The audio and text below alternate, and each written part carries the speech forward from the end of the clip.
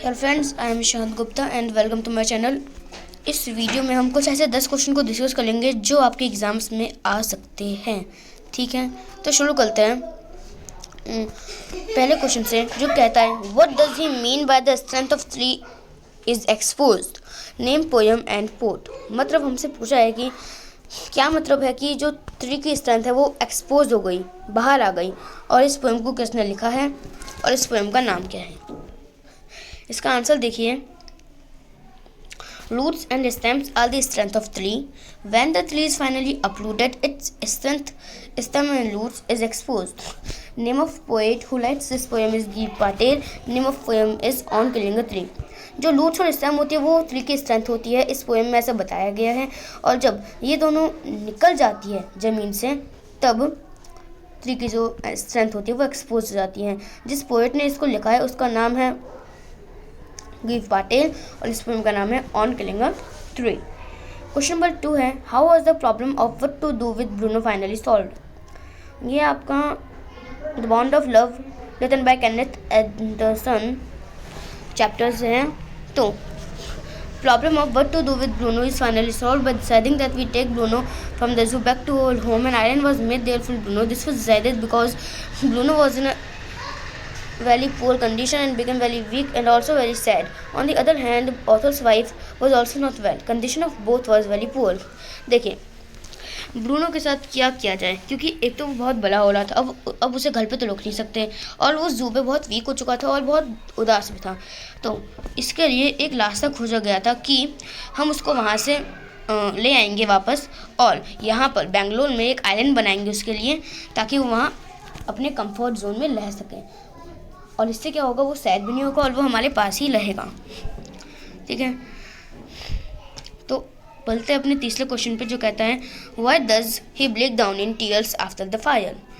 तो ये क्वेश्चन है आपका मोमेंट्स की बुक से, chapter a house is not a home से। ठीक है, तो इसका आंसर देखिए, The author was break down in tears after the fire, as when the fire was finally put out, the author realized that his cat was not there. The author had to face his house, his property, and now his cat's lost. In such a situation, he break down in tears. अब जब author के घर में आग लगी थी, तो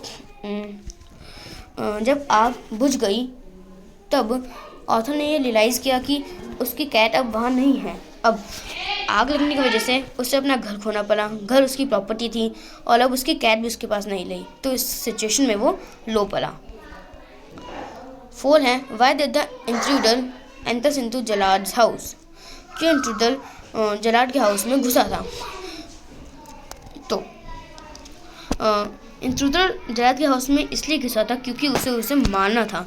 intruder wants to kill Jalad and take the identity of Jalad. ठीक है, तो अब आते हैं अपने क्वेश्चन 5 पे, जो कि है has Lushkoff become a beggar by circumstances और बाय चॉइस।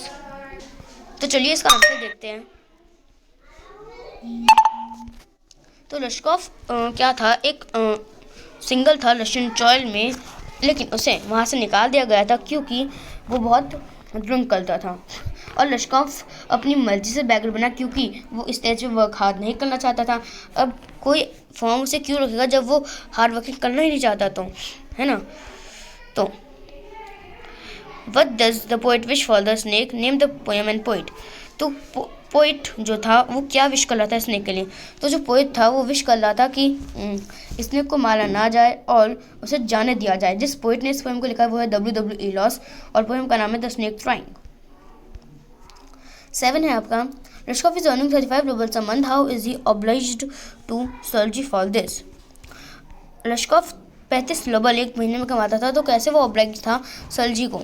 तो Lushkoff is highly oblige to Sergei as due to Sergei he became a respectable person from a poor. This is because of Sergei Lushkoff could earn 35 rubles a month. Firstly, Sergey employed Leshkov at his house for the work of wood chopping. Later, he sent Leshkov to his friend's home for another job. Sergey played an important role in improving the condition of Leshkov. देखिए, जो लश्कोव था वो सर्जी को बहुत आभारी था, क्योंकि सर्जी की वजह से ही वो एक आज आदरणीय इंसान बन पाया, क्योंकि पहले तो वो एक भिखारी था, अब और सर्जी की वजह से ही वो आज 1 महीने में 35 रूबल्स कमा पाता है। तो इसकी जर्नी कहाँ से शुरू होती है कि सलजी ने लश्कोव को अपने घर पर लकड़ी काटने के काम के लिए लगा था और फिर बाद में उसे अपने दोस्त के यहाँ पर किसी और काम के लिए भेज दिया था और इससे उसकी कंडीशन बहुत अच्छे से सुधर गई थी। आगे का आपको नहीं लिखना है पूरी स्टोरी, ठीक है, इतने में ही आपका काम बन जाएगा। Describe use of model auxiliaries might and can. तो आपको माइट और कैन के यूजेस बताने हैं। तो देखिए, माइट होता है past form of may in reported speech. May का पास्ट फॉर्म होता है रिपोर्टेड स्पीच में। एंड किसी चीज़ की लेसर पॉसिबिलिटीज़ को बताने के लिए हम इसका यूज़ करते हैं किसी सेंटेंस में। कैन का सेंटेंस में यूज़ इसलिए होता है कि जब हम किसी की एबिलिटी या किसी से परमिशन या किसी चीज़ की पॉसिबिलिटी बताते हैं तो हम कैन का इस्तेमाल करते हैं। माइट का एग्जाम्पल हो सकता है इट माइट रेन टुडे, शायद आज बारिश हो जाए या बारिश होने के 25% चांसेस है। आई कैन डू इट, ये आपकी एबिलिटी बता रहा है। इट माइट रेन टुडे मतलब लेसर पॉसिबिलिटीज़ हैं कि आज बारिश होगी, ठीक है। क्वेश्चन नंबर 9 है, वॉज ब्रूनो और loving and playful cat, why then he have to be sent away. क्या जो ब्रूनो था वो एक लविंग और प्लेफुल पेट था, तो क्यों उसे जू भेज दिया गया। तो इसका आंसर है हाँ, कि ब्रूनो एक लविंग और प्लेफुल कैट तो था, लेकिन वो बहुत साइज़ में बड़ा हो गया था और इतने बड़े भालू को घर पे रखना बहुत मुश्किल हो रहा था, इसलिए उसको जाना पड़ा, ठीक है। 10th क्वेश्चन है, define determiners, give some examples. तो डिटरमाइनर्स देख लीजिए, इसकी डेफिनेशन है और ये कुछ एग्जांपल्स हैं। Determiners specify the range of the reference of noun. They make the given noun definite or indefinite. They also indicate quantity. Determiners are always placed before noun. Example, he is an engineer. Engineer noun, उसके बाद determiner आ गया। The Nile is the longest river. Nile एक noun है, उसके पहले एक determiner आया, फिर river भी एक noun है, उसके पहले भी आया एक determiner। तो इस तरह से कुछ एग्जाम्पल्स हैं और ये क्वेश्चन आने की 80 to 90% चांसेस है आपके में, ठीक है। सो